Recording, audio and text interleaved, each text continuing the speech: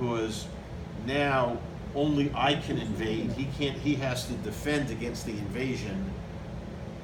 It's just like in sports. You want to be on offense. You don't want to be on defense. If you're on defense, you have to stop them from scoring a touchdown or scoring a goal. But if you're on offense, you're the one with the chances to win.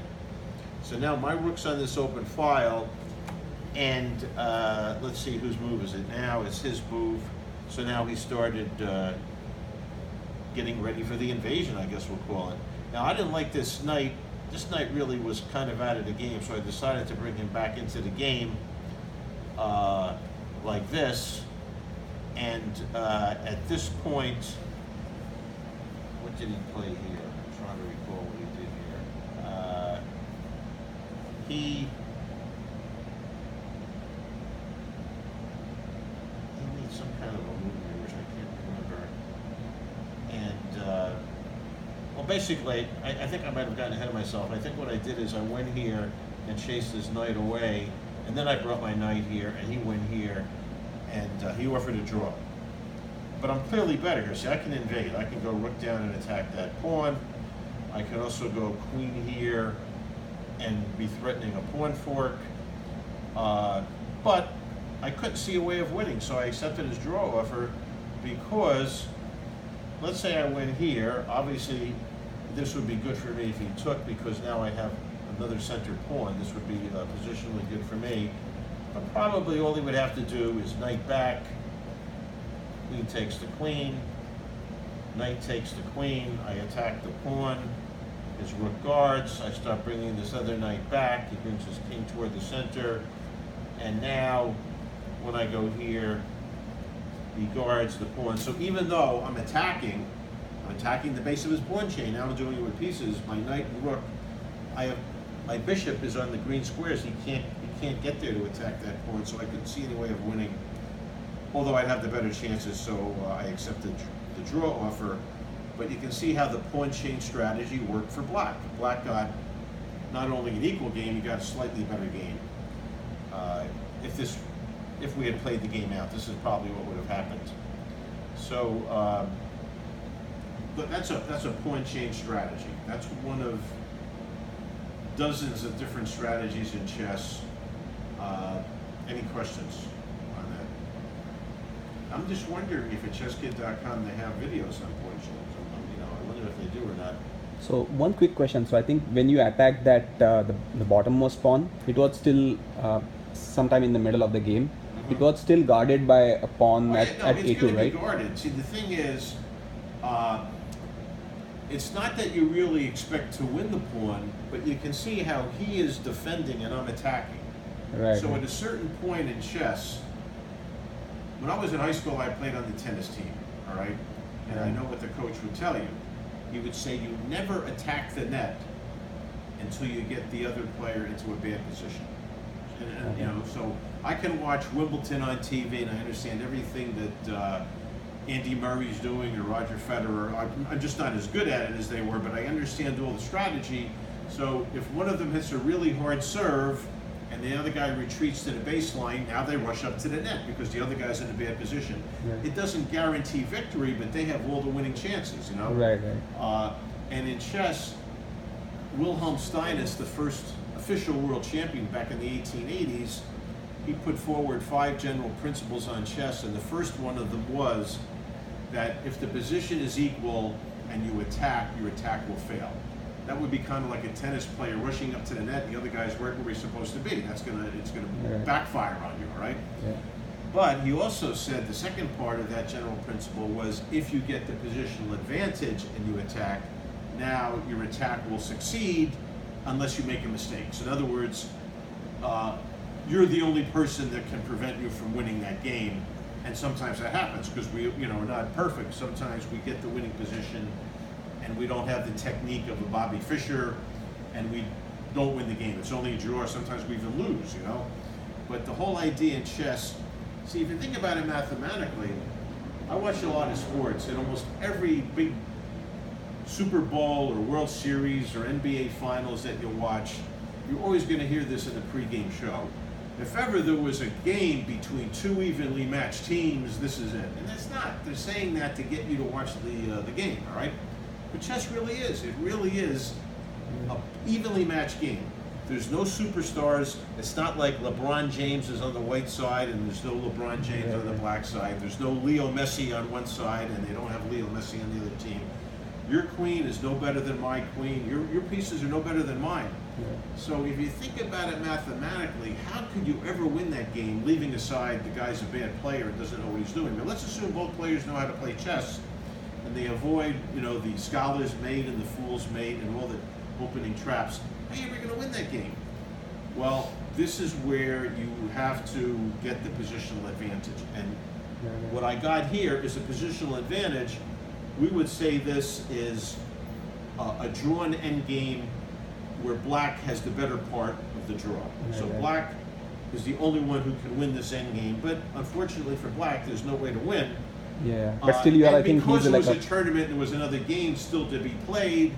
He says, why knock my brains out for a half hour? Let's go get a cup of coffee at the, at the convenience store and come back and play the last round. So that's so I realized it was only a draw, so I accepted his draw offer.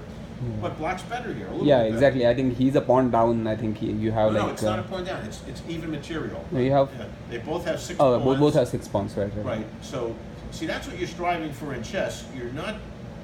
Most players don't understand what war is. Chess is a war game, and if you ask 99 out of 100 people on the street what is war, I'm sure they will all say it's about killing people, and they're wrong. It's about capturing the territory. Every war in the history books, the winner is the side that controls the territory at the end. Every battle, whoever controls the territory. And it's not about killing people. And about a year ago, I was giving this basic same lesson at the Museum of Russian Art to a chess class, and a girl maybe a couple of years older than them, like 9-year-old girl, raises her hand and says, "Coach, it sounds like what Russia's doing in the Ukraine." And I says, "Wow, I didn't think you knew about that, but you're right. They're not trying to kill the Ukrainians. They want to capture the Ukraine and add it to their territory." So in chess, it's really a battle to control the territory, not to kill, not to capture the pieces. And that's why most weak players are weak. We call them fish, which is the worst insult you can give to a chess player, because all you have to do to catch a fish is put a worm on a hook. The fish doesn't have a brain.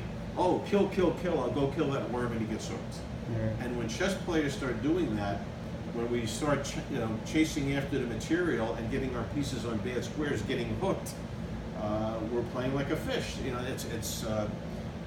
It happens a lot. It happens to me as well as everybody else. There's even one game that happened to Bobby Fischer, where after the game that he lost to Boris Spassky, he said, "I played like a fish," because he went to grab a pawn and he got his bishop on a bad square and he ended up losing the game.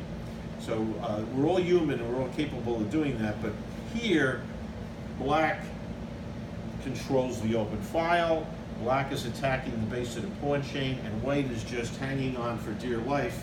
But I couldn't see a way to win it, and I accepted his draw offer. But that's the best you can hope for in chess. There's no forced win in chess that we know of, and it is an evenly balanced game. There's no superstar chess player, chess pieces. They're all, they're all equally in strength at the beginning of the game. So now I have to figure out some way to get the upper hand, and knowing these strategies is one way of doing it. Then you have to have the technique. It's not just good enough to get the positional advantage. I hate to admit it, when I was on the high school tennis team, very often I was standing at the net with a winning position, but I would go to hit the overhead smash and I would hit it too hard and miss, or hit the cross-court winner wide, or hit the drop shot too soft and it wouldn't make it over the net, and I would lose. But I did everything that Roger Federer or Andy Murray would have done. It's just that they had better technique. They don't miss those shots. So in chess, what you're trying to do is get the winning position, but now can you win that winning position? Well, that's another story. And this is just one of dozens and dozens of different strategies, and there is a chess book that at some point I'll recommend that you buy for them, called Simple Chess by a Grandmaster Michael Steen, which is not the most thorough book on strategy at all, but it's a good introduction and it's reader friendly. I mean, some chess books, they're almost impossible to read. They're written in a foreign language, then somebody translates them, and the guy who does the translation never played chess in his life, so he does a bad translation. Then they decide to rearrange the chapters and chop out this part and put this other part in the other place instead, and it's almost mind-boggling. But if you can, get through that labyrinth, that maze, they're better books than Simple Chess. But Simple Chess is the most reader-friendly, where it's written by a guy who wrote it in English. He called it Simple Chess because he doesn't give you too much information. And these are some of the strategies like this. I don't know if he mentions point change strategy, but he gives a lot of other strategies like light square, dark square strategy, space, minority attack, open files, half open files, weak pawns, and it's an introduction to chess strategy. And it gets you away from the kill, kill, kill, die, die, die mentality, which is why most chess players who lose at chess, that's why they lose, is they just go nuts at the chessboard and they start trying to, like the fish killing the worm and getting hooked. You have to discipline yourself to look at the squares. Now there's some movies now, I don't know if there's a good movie that some of my kids have benefited from called Searching for Bobby Fischer, which actually has nothing to do with Bobby Fischer. In fact, before he died, he was very angry. He wanted to sue the people for using his name. They kind of used his name to lure people in to watch the movie. It's about a bunch of school kids they're no older than these girls here, scholastic chess, and basically the real title should have been Searching for the Next Bobby Fischer, who will be the next great chess player. And there's one scene in the film where the coach sets up a position on the board and says to the student, "What's the winning move? Don't play it until you see it." And the student says, "I can't see it." So the coach knocks all the pieces off the table onto the floor and says, "Now can you see it?" Now, obviously that's not going to happen in real life. It's like a Hollywood kind of a scene, but the point they're making is, don't look at the pieces, look at the squares. And that's what most people get distracted by. Right now I'm looking at the Meadowlands. When I was growing up, I've been living in New Jersey all my life. There were a big garbage dump. There was no MetLife Stadium, there was no Izod Center, there was no Meadowlands racetrack, no condominiums or shopping malls. And we would read stories in the newspaper about the real estate developers buying up the garbage dump, and we thought they're out of their minds. Who wants to buy garbage? But they weren't buying the garbage, they were buying the land. They didn't care what was occupying the land. They said, this is valuable real estate because of its good location. And you have to have the same mentality when you're playing chess. Which squares are the key squares because of their location? Forget about the garbage that's on the square. I'm not buying the garbage, I'm buying the square itself. And if you can discipline yourself and do that, you're going to win a lot of games. Because that's really the difficult part of chess, is not going after the material. And some players, I know some players that have been playing chess for 40 years and they've never learned that. They still get into bad positions, and because they're trying to capture a pawn or win material, and then they wind up losing the game. All right, so this is now the other thing I wanted to say. Do you want these two girls to play against one another? We're halfway through. And what I do with a lot of my students, did we do this last time? Yeah. Did we let yeah, we do it. All right, let's do it again.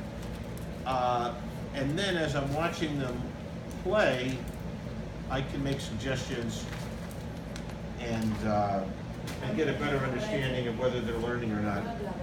So let's set up a board.